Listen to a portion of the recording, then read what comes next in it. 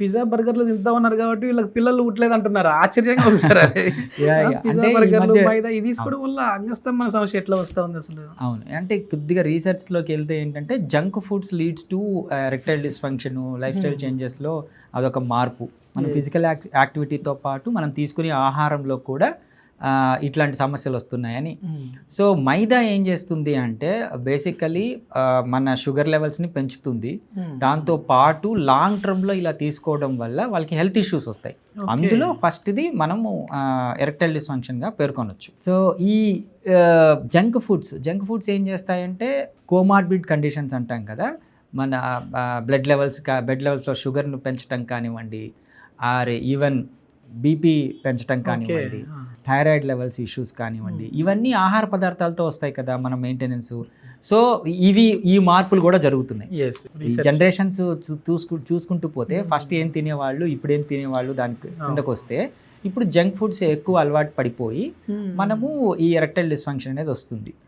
And ఈ physical యాక్టివిటీలో మనం అన్నట్టు ఈ ర్యాపిడోస్ కానివ్వండి, అసలు ఫిజికల్ యాక్టివిటీ లేకపోవటం కానివ్వండి, ఈవెన్ ట్యాప్ తిప్పితే వచ్చేస్తున్నాయి వాటర్. ఆ రోజుల్లో మనం మోసేవాళ్ళం బాగా, అదంతా బావి దగ్గరికి వెళ్ళి ఇట్లా తోడుకునే వాళ్ళు సార్ అప్పట్లో. సో ముఖ్యంగా physical activity, food and sleep ఏంటి ఈ రోజుల్లో మనము సోషల్ మీడియా కావచ్చు, వర్క్ షిఫ్ట్లు కావచ్చు, ఇవన్నీ ఏంటంటే మన స్లీప్ సైకిల్ని మన సర్కాడియం రిథమ్ అంటాం. అంటే స్లీపు 6 గంటలకు పండుకొని 6 గంటలు లేసే కల్చర్ పోయింది. నైట్ అవుట్లు చేయటం కానివ్వండి, నైట్ అవుట్ చేయడానికి తినడం కానివ్వండి, షిఫ్ట్లు కానివ్వండి, అండ్ ఈవెన్ ఇంటరాక్షన్స్ కూడా, రిలేషన్షిప్లో ఇంటరాక్షన్స్ కూడా కపుల్స్ ఒకళ్ళేమో మార్నింగ్ షిఫ్ట్ ఉంటారు, ఇంకోళ్ళేమో నైట్ షిఫ్ట్లు ఉంటారు.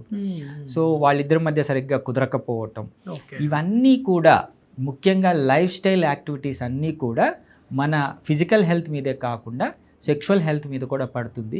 సో ఇవన్నీ కరెక్ట్ చేసుకోవాల్సి వస్తుంది. అంటే మామూలుగా మీరు ఇందాక మాట్లాడుతూ కొన్ని ఫిజికల్ యాక్టివిటీస్ చేయడం వల్ల పెల్విక్ రీజన్లో ప్రెజర్ పడి అక్కడ ఎక్సర్సైజ్ లాగా అయిపోతుంది అంటున్నారు కదా. అంటే ఇప్పుడు కొత్తదనానికి ఇప్పుడు వస్తే అది కీగల్ ఎక్సర్సైజ్ అన్నట్టుగా ప్రాచుర్యం పొందుతా ఉంది. అవును. సో ఈ రుబ్బురోలు వేసి మంచిగా ఇట్లా రుబ్బేవాళ్ళు. సో ఇప్పుడు దాన్ని వచ్చేసేసి ఎక్సర్సైజ్ చేయండి అని చెప్పేసి ఆన్లైన్ కోర్సులు కావచ్చు, లేదంటే ఆఫ్లైన్ కోర్సులు కావచ్చు చేస్తా ఉన్నారు. ఇది ఎంత ఇంపార్టెంట్ సార్ మన సెక్స్ లైఫ్కి? సో ఇప్పుడు మీరు కీగల్స్ ఎక్సర్సైజ్ అన్నారు కాబట్టి పెల్విక్ మజిల్ స్ట్రెంథనింగ్ కోసం చేసే ఎక్సర్సైజెస్ అవి. సెక్షువల్ డిస్ఫంక్షన్స్లో మనం కేటగరైజ్ చేసుకుంటే మేల్లో ఈ ఎరెక్టైల్ డిస్ఫంక్షన్ కావచ్చు, అంటే పురుషాంగ స్తంభన లోపాలు కావచ్చు, ప్రిమేచ్యూర్ ఎజాక్యులేషన్ అంటే శీఘ్రస్ఖలనం కావచ్చు, పర్ఫార్మెన్స్ యాంగ్జైటీ, ఇవన్నీ కూడా మనకు అంగానితో పాటు పెల్విక్ మజిల్స్ అంటే పెల్విక్ గడ్డలు ఉంటుంది కదా, మన నడుము మజిల్స్లో ఏవైతే ఉంటాయో వాటి మీద ఇంపాక్ట్ ఉంటుంది. సో ముఖ్యంగా ఈ పెల్విక్ మజిల్స్ స్ట్రెంథనింగ్ చేసుకోవడం వల్ల ప్రిమెచ్యూర్ ఎజాక్యులేషన్ని మనము అవాయిడ్ చేయొచ్చు. అంటే ఈజీగా శీఘ్రస్ఖలనాన్ని మనము హోల్డింగ్ కెపాసిటీ అనేది పోతుంది. అంటే ఒకసారి అంగం స్తంభించిన తర్వాత ఎక్కువసేపు రాపిడికి గురి చేయక ముందే స్ఖలనం అయిపోతూ మనకి అంగస్తంభన రాదు. సో ఈ ప్రిమెచ్యూర్ ఎజాక్యులేషన్ తగ్గించడానికి మనం పెల్విక్ కొన్ని ఎక్సర్సైజెస్ చెప్తాం. సో అవి పాత రోజుల్లో ఏంటి అంటే ప్రతి ఒక్కళ్ళు అది ఎక్సర్సైజ్ సెక్స్ కోసమే అని కాకుండా వాళ్ళ బాడీ మెయింటెనెన్స్ కోసము, వాళ్ళ పనుల కోసం బాగా ఇన్వాల్వ్ అయిపోయి పెల్విక్ స్ట్రెంథనింగ్ ఉండేది. అందుకే నడుము గట్టిగా ఉండేది. ఈవెన్ మనం ఫిమేల్లో చూసుకుంటే ఈజీ బర్త్లు అంటే నార్మల్ డెలివరీలు అయ్యేవి. ఎందుకంటే ఆ పెల్విక్ మజిల్స్ చాలా స్ట్రెంథన్గా ఉండేటివి. ఒక బేబీని ఎక్స్పెల్ చేయడానికి కావాల్సిన స్ట్రెంగ్త్ ఉండేది. ఈ రోజుల్లో సిజేరియన్స్ ఎక్కువ అవటం కానివ్వండి, సెక్షువల్ యాక్టివిటీలో అంత ఇంట్రెస్ట్ చూపించకపోవటం కానివ్వండి, మగవాళ్ళలో ప్రిమేచ్యూర్ ఎజాక్యులేషన్స్ కానివ్వండి, ఇవన్నీ ఫిజికల్ ఎక్సర్సైజ్కి సంబంధించినవి. సో ఈ కీగల్స్ ఎక్సర్సైజెస్ ఏంటంటే మనం ఎక్సర్సైజ్ అంటే మనం ప్రిస్క్రైబ్ చేసి డాక్టర్ వాళ్ళకి ఆల్రెడీ ఫిజికల్గా ఇబ్బంది అయినప్పుడు ఇట్లాంటివి ప్రిస్క్రైబ్ చేయాలి. ఇంట్రడక్షన్లో ఒక మాట చెప్పాను, అంటే భార్య భర్త ఇంటిమేట్ అవ్వాలి అనే దానికి బిఫోర్ వాళ్ళు ప్లాన్ చేసుకుంటా ఉన్నారు. అంటే ఒక 4 రోజుల ముందే ఫలానా రోజు కలుద్దాం, ఈ రోజు కలుద్దాం అని. ఒకప్పుడు ఇట్లా ఉండేది కాదు. అది కూడా కలిసేకి బిఫోర్ వయాగ్రా లాంటివి వాడుతూ ఉన్నారు. అసలు ఎందుకు వస్తూ ఉంది ఈ పరిస్థితి? మామూలుగా అసలు వయాగ్రా వాడచ్చా వాడకూడదా? సో ఈ వయాగ్రా పిల్ ఏంటంటే ముఖ్యంగా మనం ముందు హనీమూన్ పిల్ అనేవాళ్ళం. మీకు ఫస్ట్లో అంటే 1980s అలాంటప్పుడు పెద్దవాళ్ళు యూజ్ చేసేవాళ్ళు అండ్ యంగ్ జనరేషన్లో వాళ్ళు అసలు యూజ్ తెలిసేది కాదు. సో తర్వాత ఏమైంది అంటే విరివిగా దొరకటం మొదలైంది ఈ వయాగ్రా పిల్. డిస్క్రిప్షన్ లేకుండా కూడా ఇస్తా ఉన్నారు. అసలు వయాగ్రా కనిపెట్టింది మనము హైపర్ టెన్షన్ యూస్ చేయడానికి, హైపర్ టెన్షన్ తగ్గించడానికి, ఉన్న బీపీని తగ్గించడానికి. ఇదేది ఏమవుతుందంటే ఇది వేసుకున్నప్పుడు అంగం స్తంభించడం మొదలవుతుంది కాబట్టి దాన్ని హనీమూన్ పిల్ లాగా వాడేవాళ్ళు. సో ఫైనలీ యంగ్ ఏజ్లో యూస్ చేయటం వల్ల బిలీవ్ మీ ఒక్కసారి వయాగ్రా పిల్ యూస్ చేస్తే ఇదేదో బాగుందని చెప్పి రిపీటెడ్గా తీసుకుంటారండి. అది ఒక అడిక్షన్ లాగా అయిపోతుంది. సో పిల్లలు అయితే దాన్ని అంటే పిల్లలు అంటే యంగ్ ఏజ్లో ఉన్న వాళ్ళు, ఎర్లీగా మ్యారేజ్ అయిన వాళ్ళు దాన్ని తీసుకుంటే ఏంటంటే దిర్ is every chance of getting addiction to the Viagra పిల్. సో దాన్ని అవాయిడ్ చేయడం అనేది మంచిది.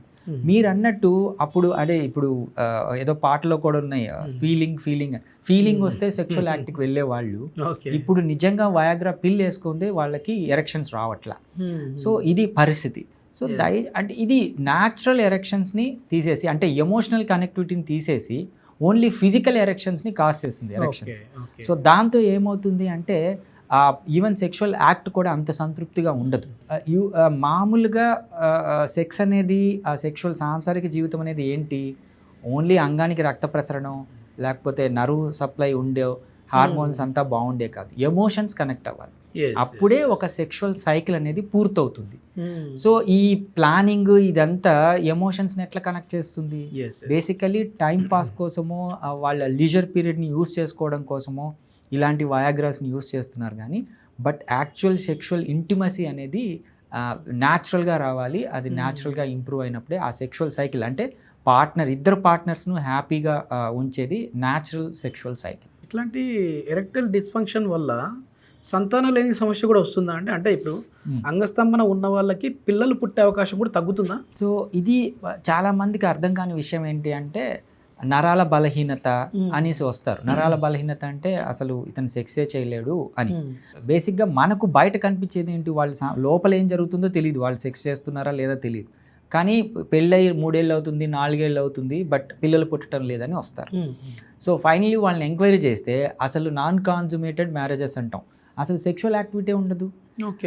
కొద్దిగా ఎంక్వైరీ చేస్తే ఏంటంటే పిల్లవాడికి అంగస్తంభన లోపాలు ఉంటాయి.